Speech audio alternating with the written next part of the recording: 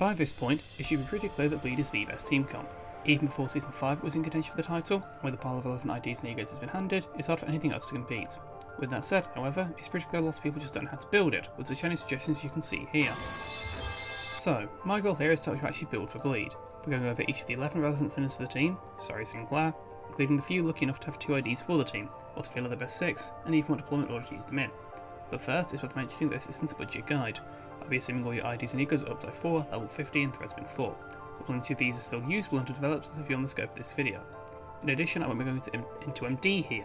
The existence of Wound Cleared plus just makes any discussion of Bleed there moot. Without any further stalling, let's start with the first and most important member of the team. Ring Yi Sang. What more really is there to say about this guy?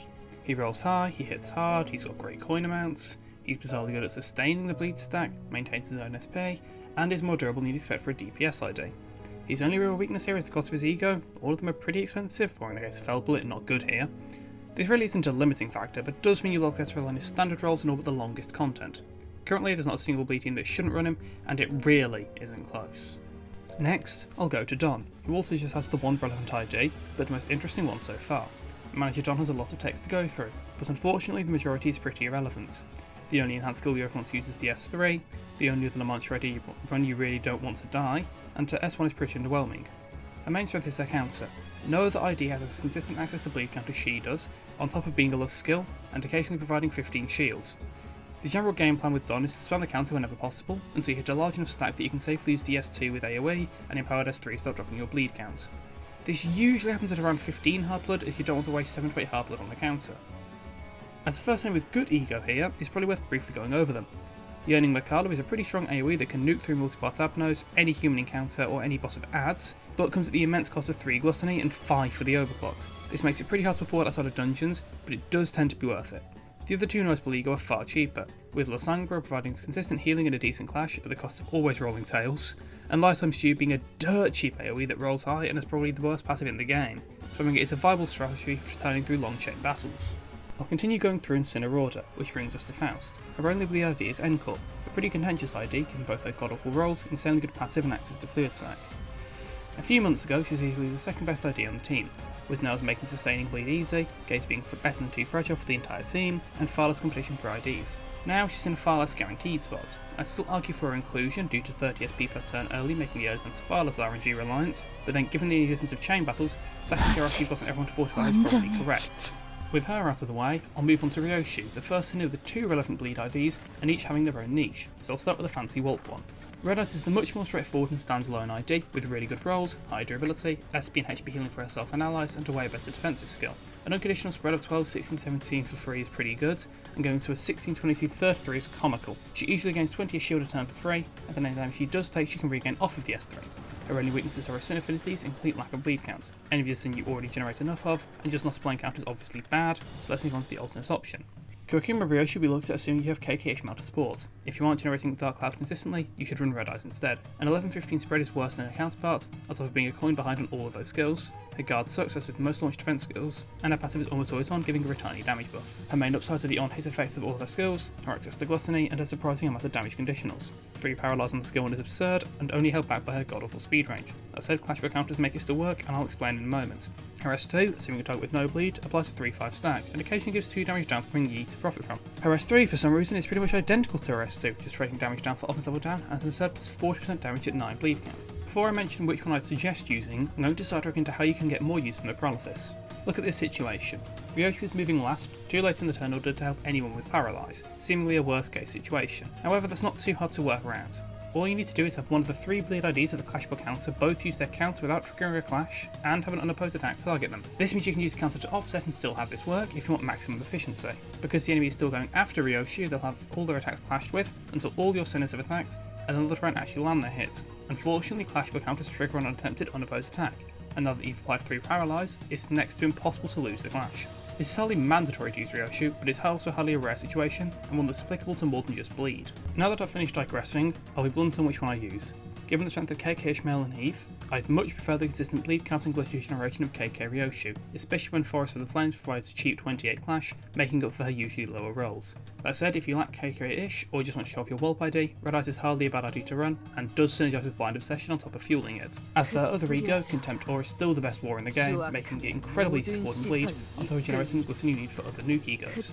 Both matches to the cheap high rolling AoE and Thoracalia, while worse, is still better than you might expect. Unfortunately, Red Eyes as an ego is still pretty bad, with Red Eyes Open being okay, but still worse than Fourth Match Flame. Sadly, we have to stop with the good IDs for a while, as it's now time for Assault. Mer has a whole 3 bleed IDs, of which I'll be discussing one, because I'm not wasting time saying anything about Mer other than he is the worst skill one in the game, with an incredible conditional roll of an 11, and Middle Mer simply doesn't do much on a team with no envy skill 3s and no reason to run Middle Don. Arcor Mer is an ID that's better on paper than in practice. 4 count from the skill 2 is pretty good, and 6 from the S3 is easily the best count application in the game, especially considering the complete lack of RNG involved. Unfortunately, it all falls apart when actively running him. First, he has an awful S1, an 11 roll on 1 coin, with the only on his fit being 2 more charge count means half his skills applying nothing to the bleed stack, and the only relevant conditional being 10 charge count for 2 final power means it's not clashing well until turn 3, barring somehow taking 5 attacks while shielded, which would be a hell of an accomplishment given the neutral defense level. His S2 is his best tool to generate charge, but only applies decent bleed count to 7+ speed, which requires him to split a turn at 6 charge counts to have a chance for that, and never being guaranteed given his abysmal speed range of 3-5. He does have 2 ego that can provide haste, with one doing it permanently, but one costs 2 slots to walk from 2 haste for 1 turn, with none of the rest of the text being relevant, and the other somehow also costs 2 sloth and requires not running Regret, or the one ego that can actually generate charge. So, you've managed to have a fight go on long enough that you have +6 max speed from the passive, giving you just over a 50% chance to roll 7+ speed and let your S2 apply 4 counts. Ignoring the guard, this will take at least 3 turns, and if you do achieve it that fast, it requires using both of your S2s. You now have 3 skills that do nothing but clash at 13, and a skill 3 that spends that vast amount of your charge count to apply 6 bleed count to bring you back to the start. It really feels like Armor could do with the WOT style of both charge count and charge potency, but it is unfortunately because of being an ID from 2023. If nothing else, he does have good ego. Chains of Others is as good here as anywhere else, with 1 slot not being too bad, although the 3 bind against does make it next to impossible to roll a 7+ on speeds. Regret is pretty cheap and makes his skills all roll above curve as per usual. Both of his He's are expensive and underwhelming, but Yearning Makala is a cheap combo piece when put together with Sanguine Desire, giving you up to 5 bleed triggers, 100 damage from Rose Wedge, 50 less damage to their allies, and bolstering your Bluff Feast. The sad part is that due to Arcor not applying any bleed potency, the second line of this passive literally doesn't work. When he finally gets an ID that's a bit more functional, this will likely end up in a really good place. Next, Hongers, and it breaks my heart to say that none of his IDs are great here. All 3 of them are better than Rhino, but they also have no relevant ego, only one has any count, and they're all cursed to being old IDs. Ting Dang is the most irrelevant, providing nothing past good rolls.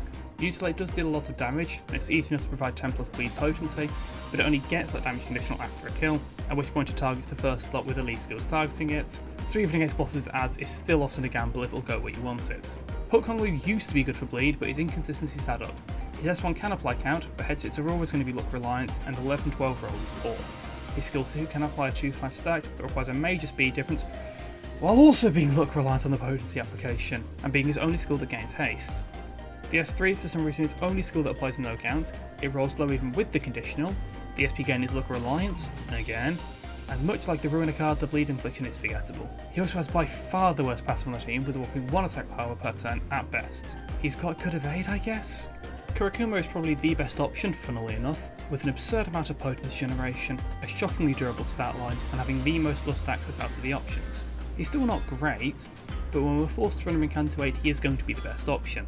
Applying 7-13-9 bleed potency, all on unbreakable coins, is pretty good, although it does require luck with Sinner Order to make most of it. His ego, as I said already, are all irrelevant, with Prosaic Desire likely the most relevant. It does deal well with clashable counters, and the passive occasionally gives one lust fragility.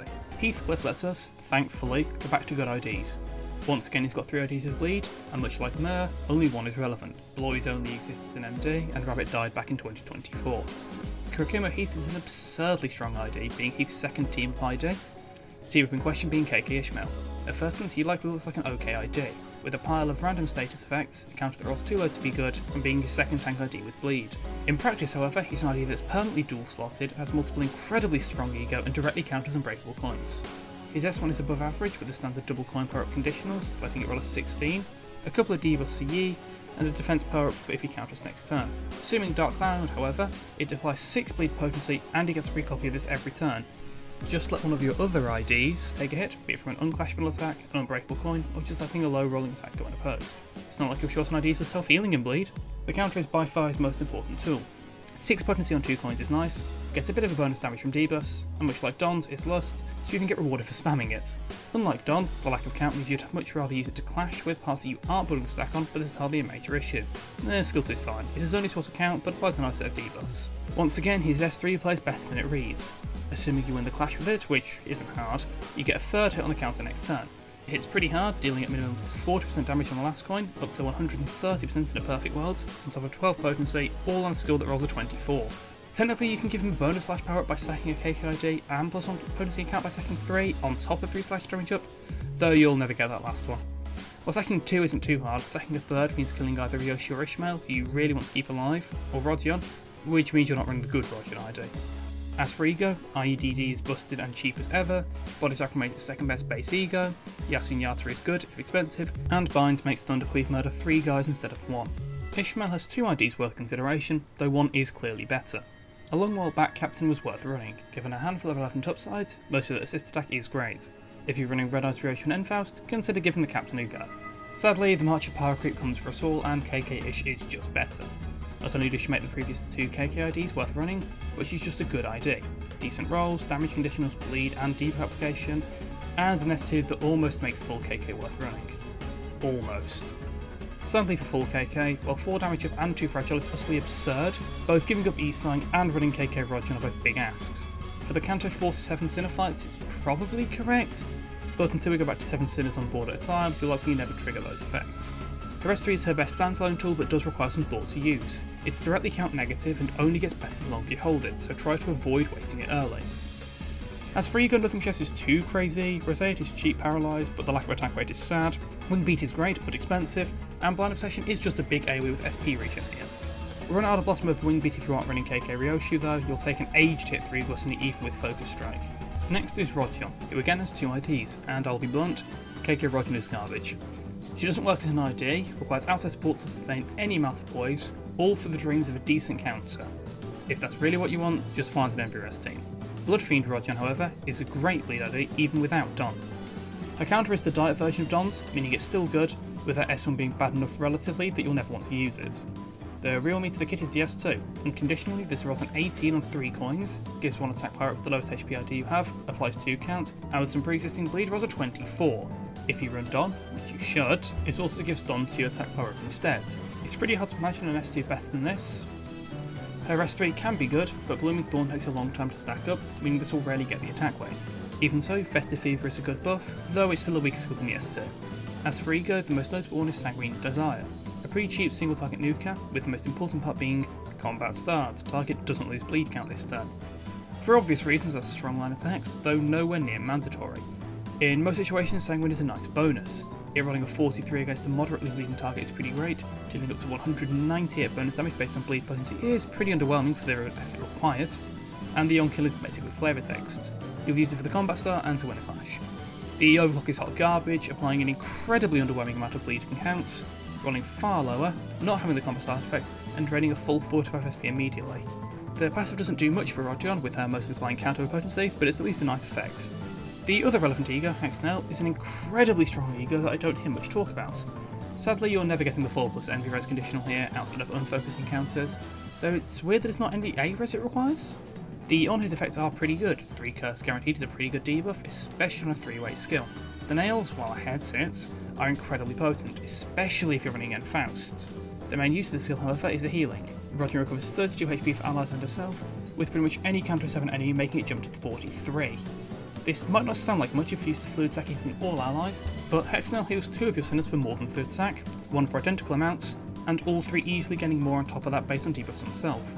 The overclock is incredibly good, healing more than the Awakening, healing 3 other sinners instead of herself, dealing more damage, and applying a pittance of Ovens level up, look they can't all be winners, and applying a bonus 2 bleed count. The nails are still RNG based, and using the overclock mostly comes down to if you're willing to spend the full 45 SP for the handful of upsides, but at least as a use, unlike some overclocks. Finally, it's also got a great passive. She applies 1 defense level down and 2 bleed on hit once per turn, which sounds underwhelming, but it is another debuff for Heath, Ish, Esong and Altus if you runner, out of applying up to 2 curse per turn when allies are hit. Take everything I said about Heathcliff's passive and just repeat it. The two together really do encourage you to let your bulkier IDs eat hits. Sadly, we now have to move on to Sinclair, the only sinner without anything even vaguely relevant to bleed. Yes, he has 2 egos and 1 ID that mention the word bleed. Impending Days 10 self-bleed on Overclock, which isn't a great start, but does set the tone. Hexnell is a bizarre curse synergy piece that I do not get the point of. It's not like Sinclair has any ideas for an Enverest team. N-Corp Sinclair is the only idea with bleed, and he's not good. 2 bleed off of his S2 and a conditional 7 burn on the S3 are not good, and that's ignoring the fact that he's a negative coin ID that doesn't want the consistent SP regen the team provides. Moreover, he prevents other IDs from getting that SP regen or providing nothing the team wants. Next, Altis, who has 2 IDs worth discussion, so I'll start with her newer piece. Barber Altis is a mess. For some reason, she's the only La Mancha ID to have a glutton defense skill, immediately making her abilities to contribute to the Lust Res consistent. Her passive, for reasons beyond me, is Lust Res, not owned, yet one line requires her to have used the Lust S2 the previous turn, and the other 2 are both slow build and damage conditionals. I really don't know why this couldn't have been owned. Speaking of her S2, for reasons neither man nor God can ever know, is the crux of her entire kit. Without Sowing Target, her S1 does next to nothing, and her S3 deals far too little damage for the time taken to build it. Therefore it stands to reason Sowing Target should last 1 turn, be on the only La Mancha ID without a double coin power conditional, be on the ID the most Blood Feast, and makes the best Blood Fiend's S2 worse. She has unique sanity mechanics for some reason. Her S3 gains clash power more than coin power, and her only source of bleed count is a single point from the counter, or 2 from her S1 if she hit with her S3 the previous turn. I do not understand what happened with the design of this ID, and I really hope Upload 5 does something to fix her, given that she's probably the most dysfunctional ID they've released since Blade Lineage Faust. Ring Altis, on the other hand, is a far more straightforward ID. Her S1, out of most double O's, is bad, but not awful. Her S2 is the bread and butter of her kit. If the target has bleed, and then 2 other debuffs, you get a 4-coin skill that applies 5 counts. Her S3 is fine, being mostly relevant for being her best clashing tool, but it does deal slightly above average damage, applies haste to allies, I don't know why, and if the second coin kills or staggers, you get to give Ringy a slight boost to damage next turn. She's a pretty simple ID, a relic of when double O's existed, but she's hardly bad. Her passive supports the good ring ID, a guard, while bad, is Lust, and 5 count is nothing to complain about. Running her is fine if you're lacking the IDs of the Power Corruptor. Ego isn't too relevant here, they're all pretty expensive and not have any major effects. Yasun Yatra is probably the best, but 2 sloth is a lot, and she's too slow to get consistent value from the attack power up. Finally, Gregor. He's just another sinner with 2 bleed IDs, KK and Priest. I'll start with KK because there's far less to talk about here. He rolls abysmally. Even with Ishmael, all of his skills roll notably below par on top of having low coin counts. His only source of count is a pitiful 1 on the S1, his passive and guard are both entirely irrelevant past his guard being lost, his on-hit effects are fine, at least in regards to the attack power and coin power down, but his complete lack of clashing on an ID that has multiple clash one effects is embarrassing. His best use is being uninvested and then going out to die to both the 2 important KK members and generate a chunk of sloth in Railway. Priest Gregor, however, is a lot more interesting. First of all, he has the highest max HP in the game, 279 is just slightly higher than Keiko Honglu, and he has the same +5 defense level. He needs this, however, because of the obscene amount of self-damage he does. Unlike all 3 other Blood Fiends, his only HP healing is on the S3, all of his skills dealing self-damage through bleed. Even the guard, though at low HP that does healing. He has reasonable rolls, having pretty standard double coin power conditionals, though his lower coin count makes his damage less impressive than you'd hope. His main issues are twofold. His counter-affliction is lousy, having nothing from the S1, and 2 on both the S2 and S3, even if he's somehow got a fully powered S3.